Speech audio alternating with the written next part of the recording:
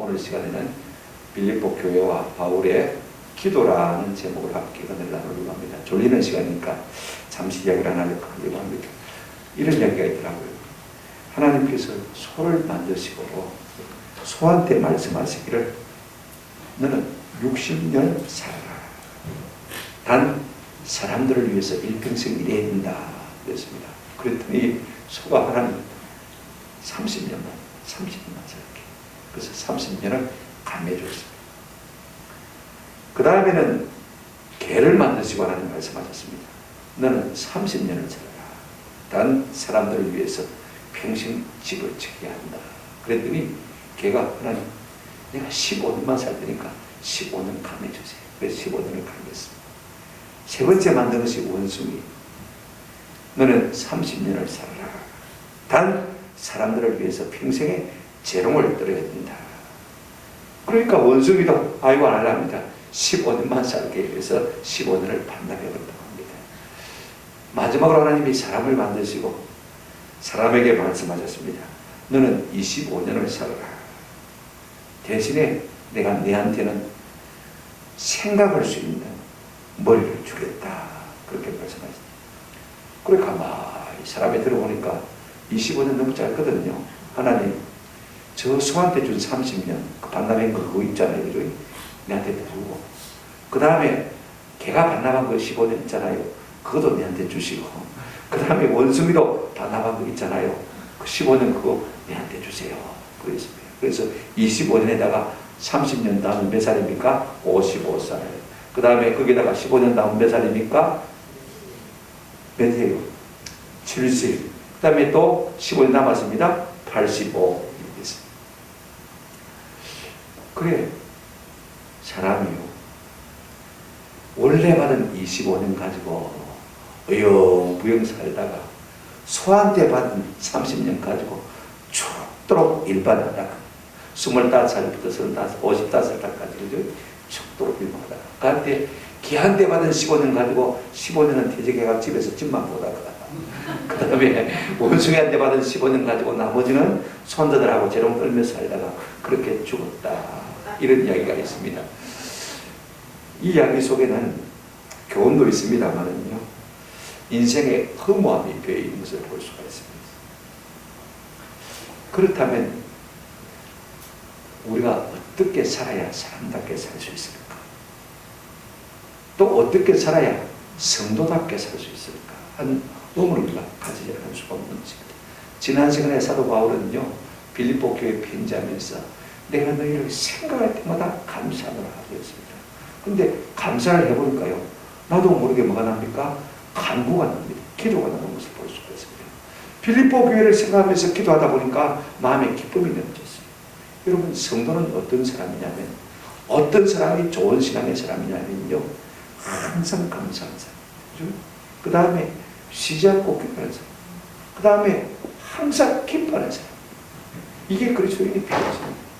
근데 사도 바울이 지금 이 빌립보 교회를 위해서 기도하다가 보니까요,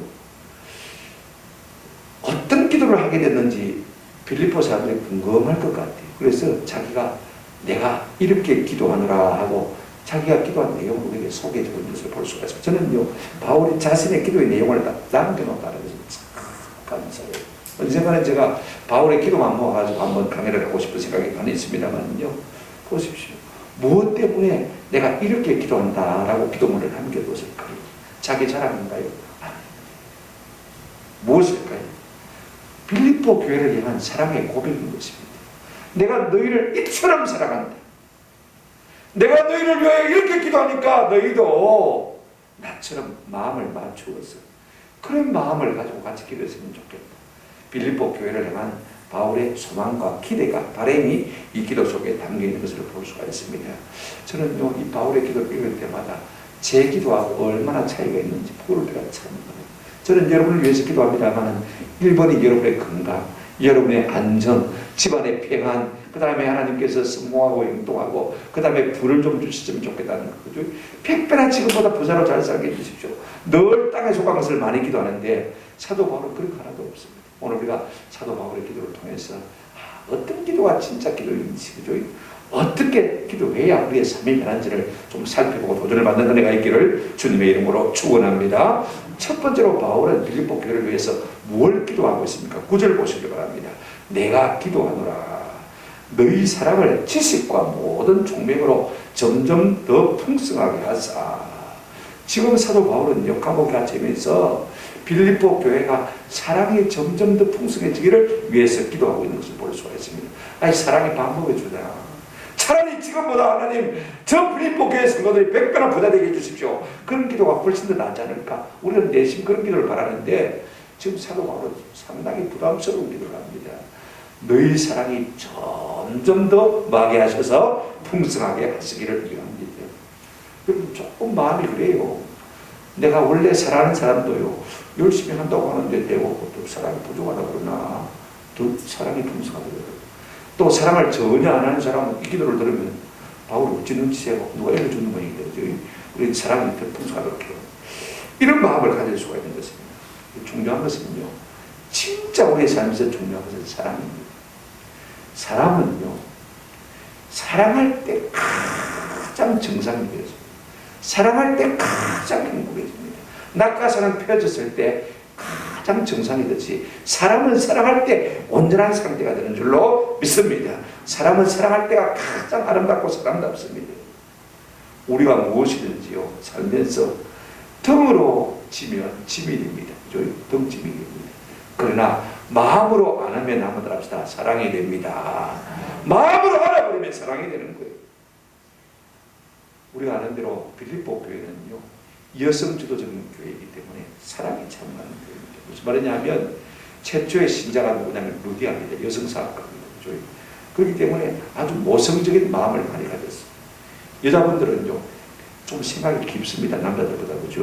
제가 우리 성교회를 동기끼리 하고 있는데 아프리카 가나의 박은생 선교사님을 30년 전에 한 달에 300만 원 보냈습니다. 지금으로 30년 전이니까 굉장히 큰 돈이죠. 그때 그 역할을 감당한 사람이 누구냐면 우리 동기생 가운데 저 사장 사모님이 한 분 계셨어요. 이화여대를 나왔는데 그때 65이니까 지금은 돌아가셨어요. 기억나서. 그 성교회를 모이면요, 늘 하시는 말씀이 우리가 미처 생각하지 못한 걸 말씀하세요. 우리 박은생 선교사님이 세 번째 아이를 낳았어요. 아이 낳았다는 보고만 받았어요. 그래 회의를 마쳤어요.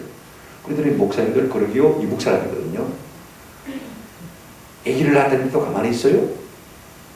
그래 내가 10만 원만 보내줘. 그 당시에 그랬거든요. 적금으로. 목사님 무슨 소리 하는 거예요? 10만 원이 뭐예요? 100만 원 보내요. 회의를 마치고 다시 100만 원 보냈습니다. 남자들은요, 몰라요. 몰라.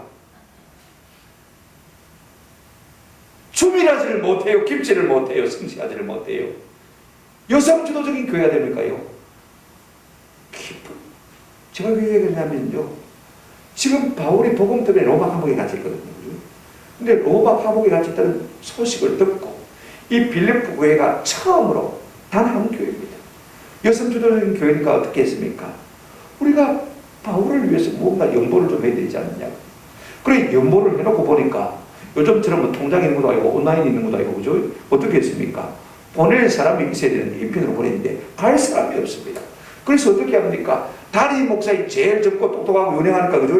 더 로마까지 가야 되니까 그래 다리 목사까지 보내가지고 섬기라고 하면서 그 돈을 보냈습니다.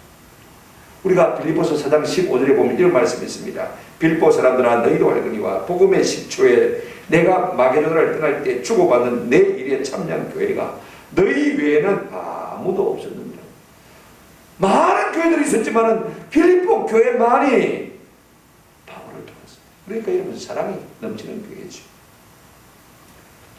그럼에도 불구하고 왜 사랑이 더 풍성하기를 원하냐? 그렇게 기도하고 있느냐? 여러분 사랑은요, 우리 속에서 한번 따라합시다. 날마다 자라야 할 성품입니다. 이 생대 사랑 여러분 좋지요. 그러나 그게 전부입니다. 30대 사랑 좋지요. 그거 전부입니다. 40대, 50대, 60대, 70대, 80대 가면 갈수록 사랑이 더 깊어지고 더 넓어져야 정상적인 사랑인 줄로 믿습니다. 그래서 사랑이 자라가기를 위해서 기도하고 있는 것을 볼 수가 있습니다. 어떻게 사랑이 자라가야 됩니까? 오늘 보면 이렇게 말하고 있습니다. 구절 여러분 다시 한번 보시기 바랍니다. 너희 사랑이 지식으로 더 풍성해지기를 바란다. 여러분, 사랑은 뜨겁습니다. 그죠? 열정이 있습니다. 그죠? 그렇습니다. 그러나 그럼에도 불구하고 사랑에 뭐가 있어야 됩니까? 지식이 있어야 됩니다. 열심만 있으면요, 그르치기가 참 쉬워요. 제가 좋아하는 장면 19장 2절 말씀에 이런 말씀이 있습니다. 지식 없는 소원은 선치 못하고 발이 급한 사람은 잘못하는 거예요. 지식 없는 사람은 선치 못해요. 여러분, 지식이 없으니까 사랑한다는 이름으로요, 사람을 폭력을 가는 사람 얼마나 많은지 모릅니다. 내가 사랑한다 그러면서 폭력을 가하고, 내가 사랑한다 그러면서 얽어매고, 내가 사랑한다 그러면서요, 사람을 옥죄하는 것을 볼 수가 있습니다. 그래서 사도 베드로는 베드로전서 3장 7절에 이렇게 말하고 있습니다. 3장 7절 좀 넘겨주세요. 남편들아, 이와 같이 지식을 따라 너희 아내와 뭐하고 동거하고, 지식을 따라 너희 아내와 뭐하고요? 사랑하고. 지식을 따라, 지식을 따라. 지식을 따라 사랑하는 교회가 되기를 지금 기도하고 있는 것을 볼 수가 있어요. 제가 늘 하는 이야기가 있죠. 결혼식 들었을 때 소와 사자가 사랑했습니다. 소와 사자가 서로 사랑했습니다. 사랑하면 뭐하죠? 결혼하잖아요. 그래서 소와 사자가 결혼했습니다. 결혼하면서 그들은 서로에게 최선을 다하기로 다짐했습니다. 그래서 소는 열심히 맛있는 풀을 들어서 사자를 대접합니다. 사자는 풀이 싫지만은요, 참고 먹었습니다. 사자도요, 최선을 다해서 맛있는 고기를 사랑해가지고 소에게 대접을 합니다. 아롱삭대, 차돌배기, 낙엽살, 맛있는 것을 다 해가 열심히 대접을 했지만은요, 소는 그게 싫었습니다. 참다가 우리 한번 이야기합시다 하고 서로 이야기를 꺼내기 시작했습니다. 여러분, 대화라는 것이 무엇입니까? 대놓고 화를 내는 것이죠. 그래서 막 씁쓸한 이야기를 내놓기 시작했습니다. 대판 싸웠습니다. 도무지 접전이 없습니다. 어떻게 했습니까? 서로 헤어지기로 했습니다. 이혼하기로 정하고.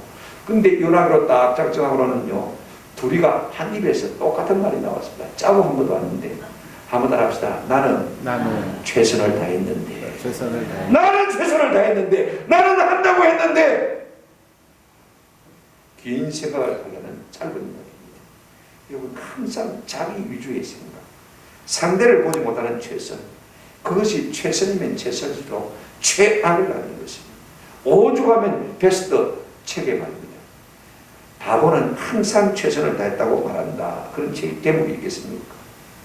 여러분, 그러므로요, 우리가 사랑을 해도 지식을 따른 사람, 상대가 누군지를 알고 어떤 사람인지를 알고 사랑하는 것이 진짜 좋은 사랑인 것입니다. 그 다음에 여러분, 어떤 사랑을 하라고 말하고 있습니까? 자, 여러분, 구절을 다시 한번 보시기 바랍니다. 너희 사랑이 총명으로 점점 더 풍성해지기를 바란다 그랬습니다. 여러분, 총명은 IQ가 아닙니다. 지능지수가 아닙니다. 총명은 뭐냐면 영적 통찰력입니다. 영적 통찰력이 있을수록 사랑을 더 깊게 할 수가 있는 것입니다. 사람에 대한 통찰력이 좀 필요해요. 저는요, 가만히 살면서 보니까 사람에 대해서 우리가 두 가지를 알면 조금 더 깊이 사랑할 수 있다고 생각해요. 한번 합시다. 사람은 누구나 약합니다. 여러분, 강한 사람, 강하게 보여도요, 강한 사람은 없습니다. 다 약합니다. 그러므로 내가 도와주면 참 좋아합니다. 아멘? 약하다가 생각하고 무조건 도와줍니다. 그러면 내가 조금 도와주면 저쪽에서는 내게 더 많이 도와줍니다. 그래서 사랑이 오거니 가거니 하면서 더 사랑이 깊어지는 것을 볼 수가 있습니다. 이 통찰력이 참 필요해요. 그러니까 사람은 누구나 약하다. 내만 힘든 게 아니에요. 다 힘든 거예요. 내가 도움받기를 원한다면 먼저 내가 도와주면 그 다음에 저는 더 많이 나를 도와주게 되겠습니다. 그러면서 사람이 깊어집니다. 그 다음에 두 번째 통찰력이 뭐냐면요, 사람은 어떤 존재냐면, 한번 따라합시다. 알아달라쟁이. 무슨 말인지 알아들었습니까? 알아달라쟁이. 제가 만들어 말해요. 알아달라쟁이. 무조건 인정해달라. 무조건 칭찬해달라고 사람이 보채는 것을 볼 수가 있습니다. 사람은 누구나가요, 인정과 칭찬에 목말라는 것을 볼 수가 있습니다. 그래서 황지우 시인의 성요한 병원이라는 시에 보면 성요한 병원은 정신병원입니다. 이렇게 말하고 있습니다. 결국 사람이란 자기 알아달라는 건데 그렇지 못하니까 미쳐버린 거다. 권력도 부부싸움도 그렇다. 자기 알아달라는 지점이다. 남편도 아내를 알아줘야 돼. 아내도 남편을 알아줘야 돼. 안 알아주니까 자꾸 마음에 불평이 생기고 원망이 생기는 것입니다. 목사도 성도가 사이로 가면 마찬가지.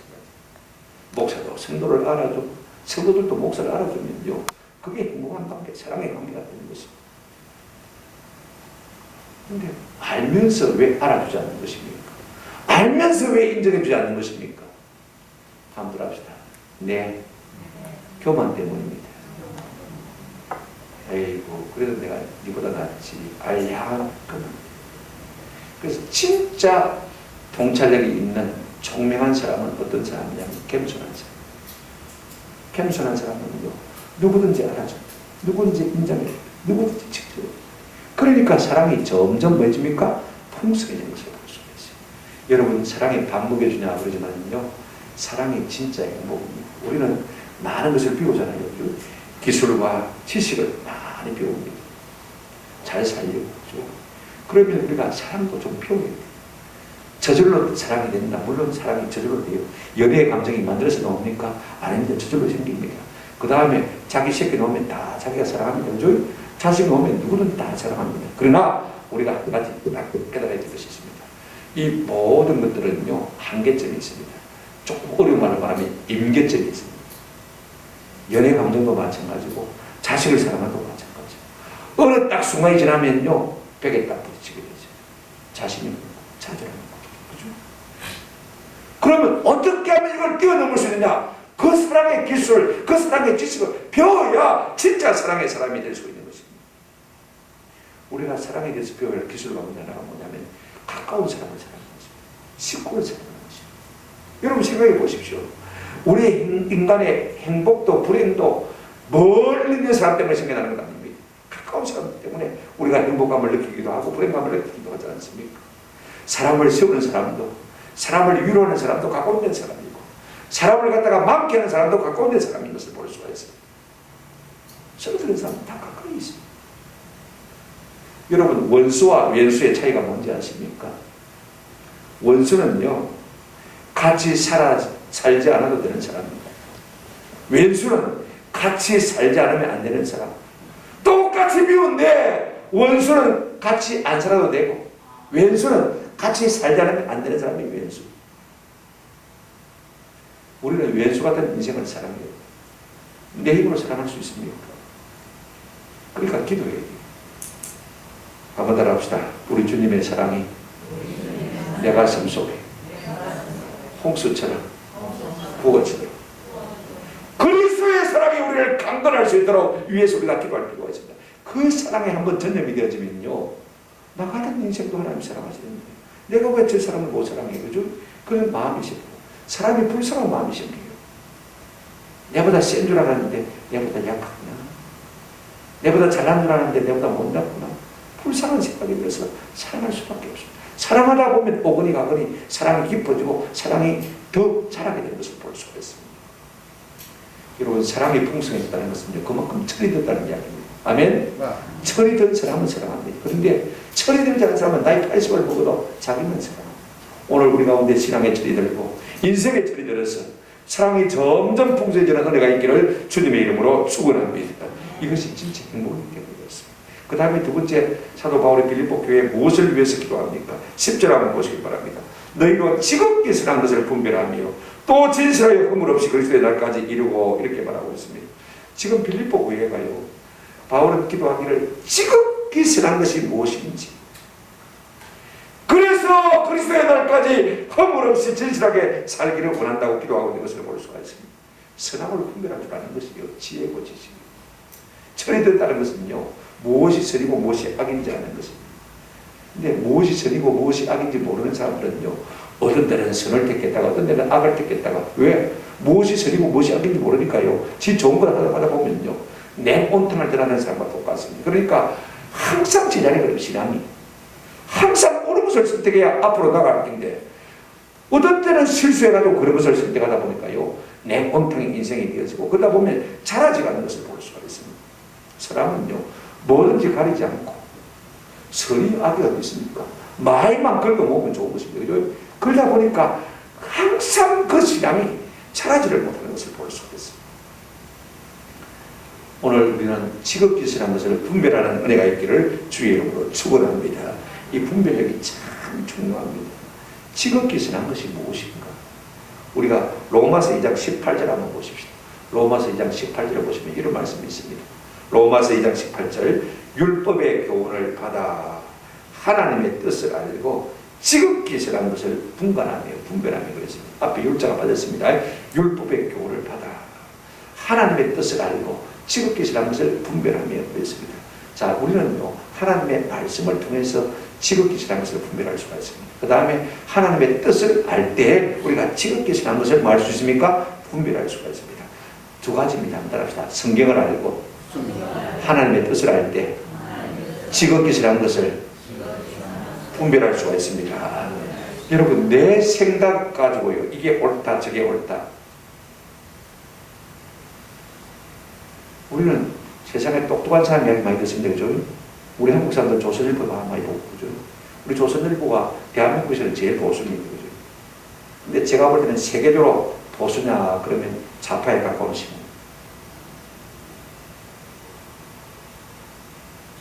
저는 그렇게 생각합니다.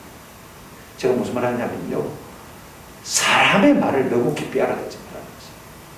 무슨 소리를 해도 거기에 오류가 있습니까? 없습니까? 있습니다. 아무리 똑똑한 사람이 이야기해도 하나님의 말씀과 또 하나님의 뜻과는 차이가 있을 수가 있습니다.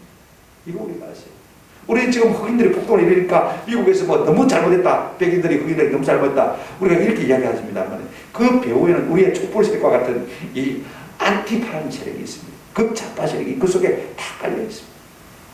그러니까 우리가 눈에 보이는 현상만 보고요, 이게 옳다 저게 옳다 그럴 수가 없는 것입니다. 하나님의 뜻을 알아야 돼요. 말씀을 알아야 우리가 바로 깨달을 수가 있는 것입니다. 그래서 솔로몬이 왕이 된 다음에 제일 먼저 한 것이 무엇입니까? 1000번제를 드렸잖아요. 하나님이 감동을 받으시고 솔로몬에게 말씀하셨다. 뭐든지 내게 구하라. 그랬더니 솔로몬이 뭘 구했습니까? 자, 열왕기상 3장 9절에 보면 누가 주의 이 많은 백성을 재판할 수 있사오니까 듣는 마음을, 지혜의 마음을 종에게 주사 주의 백성을 재판하여 한번 더 합시다. 선악을 분별하게 하옵소서. 지가 왕인데 지 마음대로 재판하면 되지. 누가 뭐라 사람이 있습니까? 그죠? 그런데 하나님 내게 지혜를 주셨어. 진짜 선한 사람이 누구인지, 악한 사람이 누구인지, 선한 일이 뭔지 악한 일인지 뭔지를 잘 분간하게 분별하게 해주십시오. 그런 지혜를 구했습니다. 여러분, 얼마나 참 귀한 기도 제목입니까? 하나님께서 이거 들으시고, 그래 참 네가 부도 기도 수도 구하지 않냐, 지혜를 구했으니 내 마음에 쏙 듭니다. 내가 전무후무한 지혜를 내게 주마 말씀하신 것을 볼 수가 있습니다. 여러분, 이런 신앙을 분별하는 지혜가 있어요. 그리스도의 날까지 우리가 어떻게 살 수가 있습니까? 오늘 본문에 보시면 진실하여 허물 없이 그리스도의 날까지 된다고 했습니다. 선악을 잘 분별해야 내 삶에 거짓이 없고요, 내 삶에 흠이 없이 살 수가 있는 것입니다. 언제까지요? 그리스도의 날까지, 죽을 때까지만. 오늘 우리는 지극히 거짓하는 적입니다. 지금만 되오면 생긴다고 생각할 때가 많습니다. 그래서 대충 한국 사람의 근성이 뭡니까? 기생충보다 더 무서운 것이 대충입니다. 대충. 코로나 바이러스가 여전히 기성을 부려도 우리는 손 씻기도 대충, 마스크 쓰는 것도 대충, 사회적 거리 두는 것도 대충, 식당도 마음껏 드나들고 말입니다. 이런 거 좁은 식당이에요. 입 딱 내놓고 사람이요, 말만 해도요 5만 내지 6만 바이러스가 퍼집니다. 큰 소리 치면 10만 바이러스가 퍼집니다. 일본 NHK 방송이 다 보여줬잖아요. 그거 가서 떠들고 막 밥 먹고 정신없어요. 그래 와서는 교회에서 옮겼다고 합니다. 다들. 오늘 우리는 일도 대충, 신앙도 대충, 기도도 대충.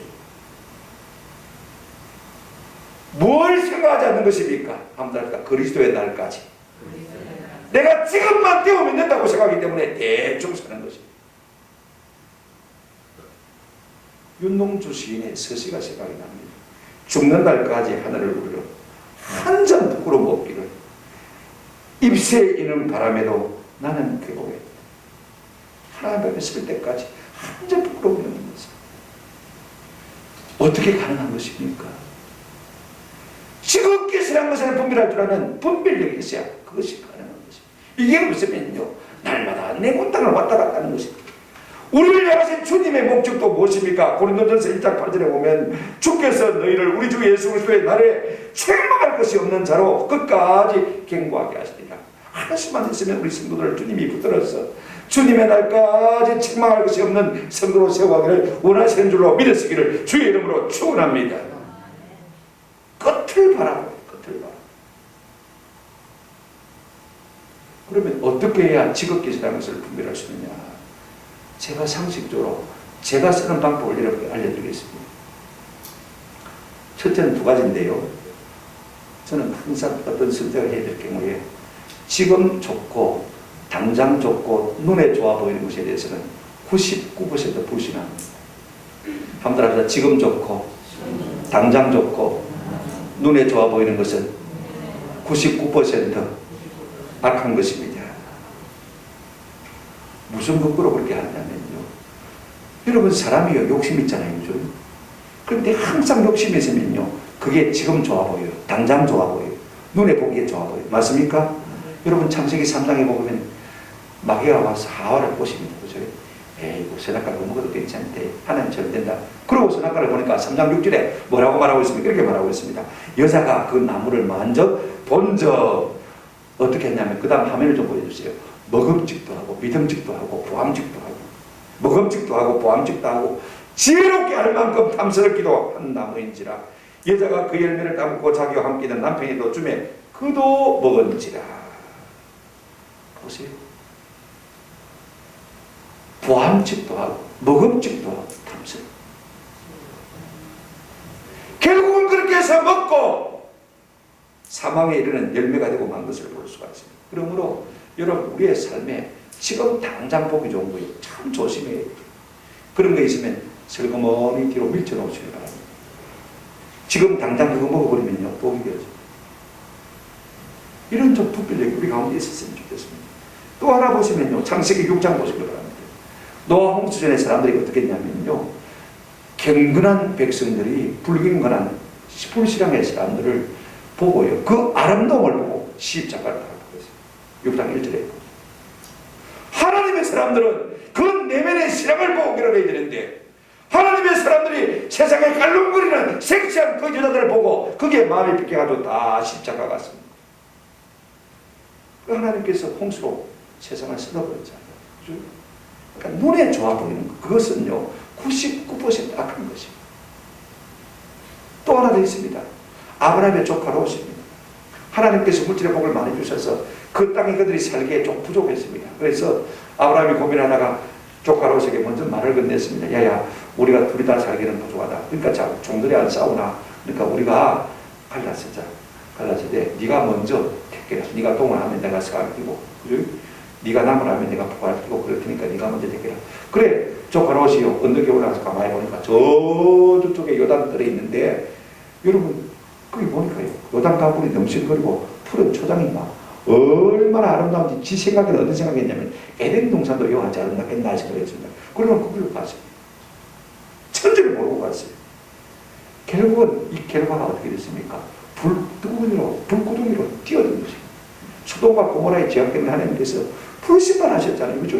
그래서 아무도 걷지 못하고 몸만 잡았습니다. 그러므로 지금 당장 좋고 눈에 좋은 것은요 99% 선한 것이 아닙니다. 아멘. 조금 넌지시 일찍이 밀어놓으면요, 이게 독이었구나 하고 깨닫게 되죠. 이런 은혜가 있기를 주의 이름으로 축원합니다. 또 하나는요, 사람들이 대부분 하나는 알고 둘은 모릅니다. 세상의 이치는 똑똑한데 영적인 이치는 무지하기 때문에 진짜 좋은 복을 발로 차버리는 것을 많이 보게 됐습니다. 구약의 어리석은 사람의 대명사가 나발입니다.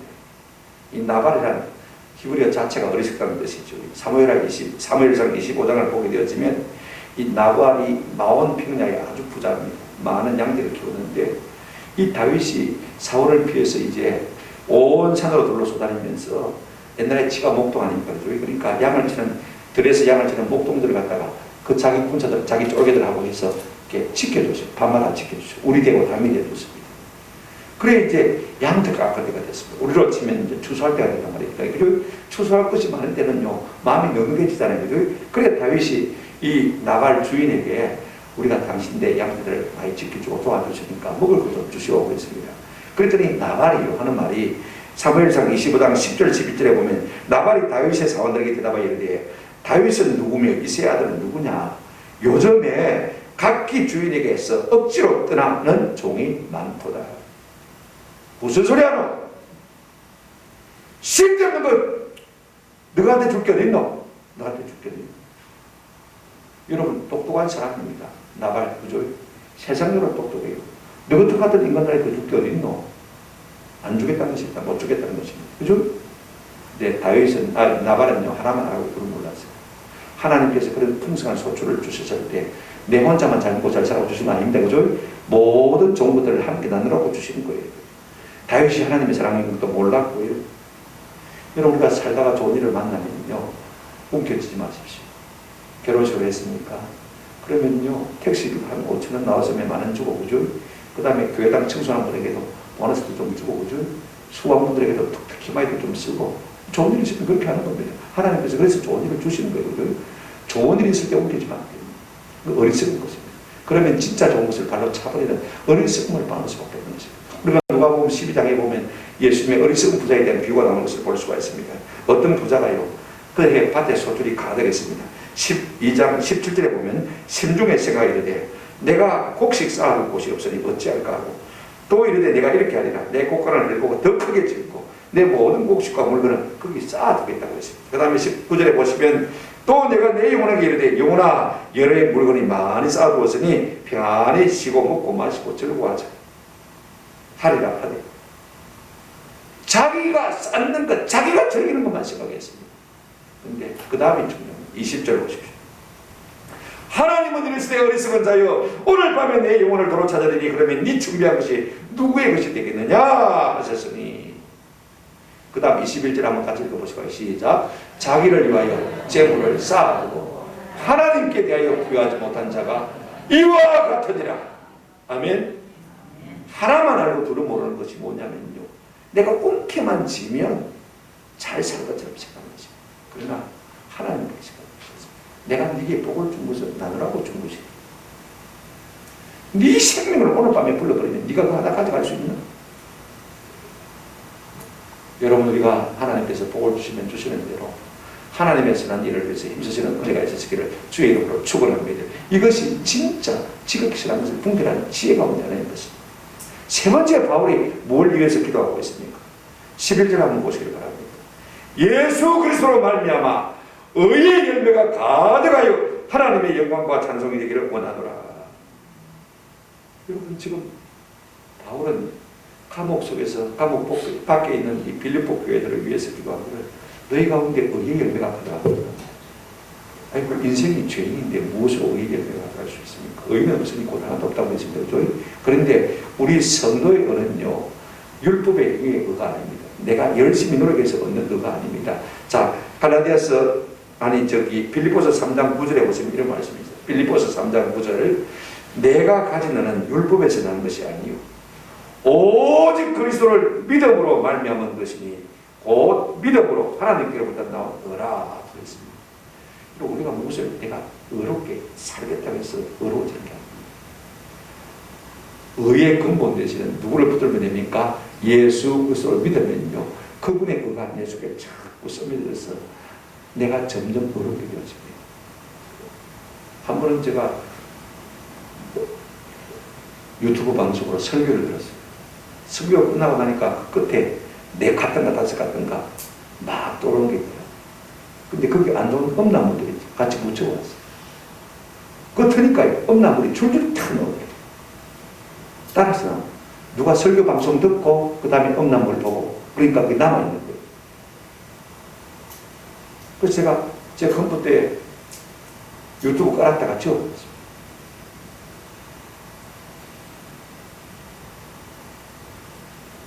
근데 내가 지우려고 하면 안 지워져요. 맞습니까? 하나님이 내 속에 계시고 의의 생명 되신 예수님께서 내 속에 계시면요, 그게 뭡니까? 싫어지는 거죠. 싫어지는 거예요. 그래서 우리가 이길 수가 있는 거예요. 여러분, 의의 열매는요, 성도의 의의 열매는 한번 합시다. 믿음의 열매. 믿음의 열매는 어디서 오느냐면요, 예수 그리스도로 말미암아. 오늘 본문에 보십시오. 11절에 이렇게 말하고 있습니다. 예수 그리스도로 말미암아 의의 열매가 가득하여. 아멘. 우리가 죽게 붙어 있으면요, 나도 모르게 내 악한 심령이지만 자꾸 우리 주님의 의가 나를 씻어갔습니다. 내 속에 주님의 의가 흘러드는 것을 볼 수가 있습니다.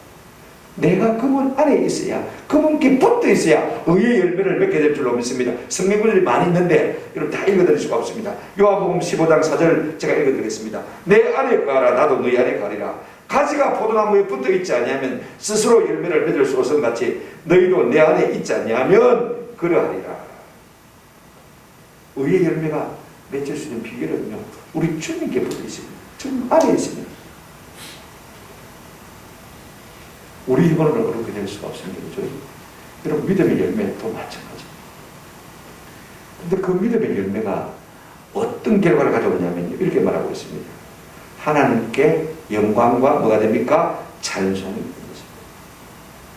믿음의 열매가 있어야, 의의 열매가 있어야 영광과 찬송이 되죠. 제가 한 예를 들어서 이렇게 말씀을 드리고 있습니다. 우리나라 대한민국의 최초로 세워진 교회가 저 황해도에 장년군에 있는 대구면 송천리에 세워진 송천교회. 송천이라는 말은 솔송자에다가 내천자죠. 한문으로 되어 있기 때문에 우리가 솔레교회라 읽기도 하고 소래교회라고 읽기도 합니다. 여러분 아마 역사책에서 본 적이 있는지 모르겠는데 최초로 세워진 교회입니다. 그때 권서인 쪽복음을 갖다가 팔아서 생계를 유지하기도 하고 전도도 하는 이 서상륜이라는 분이 계셨어요. 여기에 이제 대구면에 가서 전도를 했어요. 솔레에 가서 전도를 했습니다. 그런데 김성섭이라는 사람이 복음을 들었어요. 그래서 최초의 교인이 되어지고 70가구밖에 안 되는 그 동네에 솔레교회, 송천교회가 세워진 것을 볼 수가 있습니다. 근데 참 신기한 것은요, 여기가 항해도 장령군, 한번 따라합시다. 대구리, 대구면이 큰 대자에다가 구원자예요. 참 큰 구원의 동네라고 말합니다. 큰 구원. 여기에 교회가 최초로 세워져가지고 삼천리 방방곡구에 교회가 퍼져나간 것을 볼 수가 있습니다. 그런데 최초로 예수 믿는 사람이 아까 김성섭이라고 했죠. 여기 김성자, 거룩할 성자에다가 성자는 무엇이냐면 능력할 성자예요. 거룩함이 능력함. 근데 그 부인 이름이 참 높긴 동사예요. 안성은, 거룩할 성자에다가 은혜, 은사, 거룩할 은혜. 하나님이 택한 백성 같아요. 그러니까 예수를 믿었죠. 근데 그 집에 8남매가 있었습니다. 아들 4, 딸 4입니다. 근데 우리 고신대 교회사 교수인 이상규 교수가요, 갑자기 그런 생각이 들더래요. 초대 예수를 믿고 신실하게 교회를 섬기는 사람의 자손들이 어떻게 되는지 계보를 한번 조사해보고 싶어요. 누구도 한 생각이 아닌데 이분이 연구를 했죠. 초조해 가지고 연구를 했는데 8남매, 4남 4년대요. 어릴 때부터 자녀들이 교회 출입하고 믿음이 자랐으니까요. 신앙생활을 잘했겠죠. 첫째 아들이 김윤방입니다. 김윤방인데 그가 교회를 나오면서 신학문에 이게 되죠. 그래서 자기 동네에 처음으로 소래초등학교를 세운 사람이 김윤방입니다. 김모군과 결혼해서 딸만 셋을 두었는데요. 첫째 딸 이름이 김함남입니다. 광주 수피아여고 교사로 재직했고요. 1908년에 우리가 삼천리반도 검수광산 이 노래를 전 독립운동가 남궁혁 박사의 아내가 되었습니다. 둘째 딸이 김미영인데 세브란스 어전에 6회 졸업식, 여자로서는 최초 한국인 의사가 된 사람. 둘째 딸이 그렇습니다. 셋째 딸이 독립운동가 김마리아, 그죠? 김한란 박사와 함께 일하던 김마리아. 혼자 독신으로 살았습니다. 나중에 이제 수양딸인 백학복을 딸로 삼았는데, 이 백학복은 누구냐면 인하공대, 인하대학교 총장으로 지낸 우리 김채성만 씨와 결혼한 사람인 것을 볼 수가 있습니다. 둘째 아들의 이름이 김윤호입니다. 이분은요, 백범, 김구, 도산, 안창호와 함께 독립운동을 했습니다. 김경애와 결혼해서 외동딸을 뒀는데 이름이 세라. 우리말로는 할 수 없이 세라입니다만은 영어 성경에 나온 이름 사라와 아브라함의 아내 이름과 같이 사라라고 지었습니다. 세브란스 의전 3회 졸업생인 고명우와 결혼했어요. 의사와 결혼했는데 그 딸이 이 둘째 딸의 딸이 말입니다. 이 서울여자대학교를 설립한 고환경 박사입니다. 고환경 박사. 김성섬의 넷째 아들이 김필순인데 넷째 아들입니다. 세브란스 의전 1회 졸업생입니다. 도산 안창호와 의형제를 맺었고요. 독립운동을 한 사람입니다. 그래서 내몽골에 있는 치치하월에 가서 병원에 내려가도 독립군 부상자를 돌본 사람, 독립군 거점으로 삼은 아주 우리나라의 공이 큰 사람입니다. 다섯째가 첫 번째 딸인 김구림, 한국교회 역사상 최초의 유아 세례 교인이고 전신대학교에서 수학했고 우리나라 장로교 목사 7인 중에 한 사람인 서경조 목사의 아들인 서병호와 결혼했습니다. 교육자고 독립운동가고 세문안교회 장로로 섬긴 분입니다. 그의 아들이 해군 제독인 서재현 장군입니다. 그 손자가 지금 우리도 잘 알고 있는 경신전의 서경석 목사. 그죠? 이런 우리가 조금 아마 이해가 될지 모르겠습니다. 둘째 딸 김순애가 정신대학교를 수료했습니다. 김규식 박사의 부인이었죠. 근데 그분의 셋째 딸이요. 여섯째 딸의 셋째 딸이 한국인 최초로 미국의 예일대학교의 교수가 되는 김우예입니다. 여러분 남자도 되기 힘든데 100년 전에 말입니다. 예일대학교 최초로 그 딸이 교수가 됩니다. 셋째 딸이 김필레인데 김환란 박사와 함께 YWCA를 조직한 사람입니다. 다 이야기할 수가 없어서 제가 여기까지 이야기해야 되겠네요. 어떻게 해서 김성섬이란 저 황해도 시골에 사는 이 양반이 이렇게 믿음의 맹문 가정을 이루었는가? 아무튼 아까 의의 열매, 믿음의 열매. 누구도 예수를 믿으려고 하자면 그때 얼마나 여러분 생각해 보십시오. 핍박이 심했겠습니까? 박해가 심했겠습니까? 믿음으로 굳게 섰더니 하나님께서 그 찬양 소리를 복 주셔서 건국의 기초로 삼으신 귀한 인물들을 많이 일어나신 것을 볼 수가 있습니다. 저는요, 우리가 이 땅을 살면서도 이 의의 열매들을 위해 삶을 통해서 가득하기를 주의 이름으로 축원합니다. 물론 우리가 의의 열매가 가득하면 사도 바울이 디모데 후서 4장 7절에서 말씀한 대로 이제후로는 나를 위하여 의의 멸류관이 예비되어 있습니다. 8절 이제후로는 나를 위하여 의의 멸류관이 예비되었으므로 주고 의로우신 재판장이 내게 주실 것이다. 내게만 아니라 주의 나타나심을 사모하는 모든 자에게 도리라. 이렇게 말하고 있는 것을 볼 수 있습니다. 우리가 천국에 가면 또 의의 열매를 맺었으니까 의의 멸류관 받을 것입니다. 아멘. 그러나 이 땅에서 반드시 믿음의 열매 우리 하나님께서 주실 줄로 믿습니다. 그것이야말로 우리 하나님을 영광스럽게 하는 것이 되어지고 그것이야말로 하나님께 찬송이 되는 것입니다. 세상에 뭐 유명했다고 좀 유명한 게 아니고 그만큼 영향력을 미칠 사람이 되다는 것이 참 감사한 것입니다. 말씀을 맺습니다. 우리가 바울의 기도를 보면요, 우리의 기도와 사뭇 다른 것을 볼 수가 있습니다. 우리는 어쩌든지 좀 눈에 보이는 것들, 가시적인 것, 물질적인 것에 대해서 너무 관심이 많습니다. 그러나 사도 바울은 그렇지 않습니다. 사랑이 풍성하게 원합니다. 그죠? 그렇게 기도하고 있는 것을 볼 수가 있습니다. 지극히 사랑하는 것을 분별했으면 좋겠다. 의의 열매가 가득했으면 좋겠다. 우리와는 기도의 차원이 되는 것을 볼 수 있습니다. 그렇다면 오늘 우리가 좀 도전을 받았으면 좋겠습니다. 우리의 기도 좀 고쳐가는 은혜가 있기를 주의 이름으로 축원합니다. 하나님 어떻게든지 우리 속에 좀 은혜를 주셔서 사랑이 풍성하게 해주십시오. 내가 사랑 많으면 내가 손해보는데 나 그렇지 않습니다. 결국 내가 더 행복해 되는 것입니다. 지극히 선한 것을 분별할 수 있는 분별력을 좀 주십시오. 내 삶 속에 의의 열매, 믿음의 열매가 좀 가져갈 수 있도록 하나님 은혜를 주셔서 내 삶을 통해서 하나님이 영광 받으시고 하나님의 이름이 찬송을 받으시옵소서. 좀 우리가 그렇게 기도했으면 좋겠습니다. 여러분 그럴 때 하나님께서는 이 땅에 속한 것도 우리에게 주실 줄로 믿습니다. 마태복음 6장 33절에 너희는 먼저 그의 나라와 그의 의를 구하라. 그리하면 이 모든 것을 우리에게 다 하시리라. 이 땅에 속한 것도 하나님께서 자동적으로 주신다는 말씀인 것입니다. 여러분, 사람은요 자기 기도만큼 성장할 수가 있습니다. 아멘. 자기의 기도의 내용만큼 성장하고 내가 얼마나 많은 사람을 위해서 기도했냐 그만큼 내가 성숙할 수가 있습니다. 오늘 우리는요 기도의 모든 관건이 되고 있습니다. 내 성숙도 내 성장도 무엇에 달렸다고요? 기도에 달렸습니다. 기도의 내용과 질에 달려 있는 것입니다. 기도의 대상에 기도에 포함되는 대상에 다 포함되는 것입니다.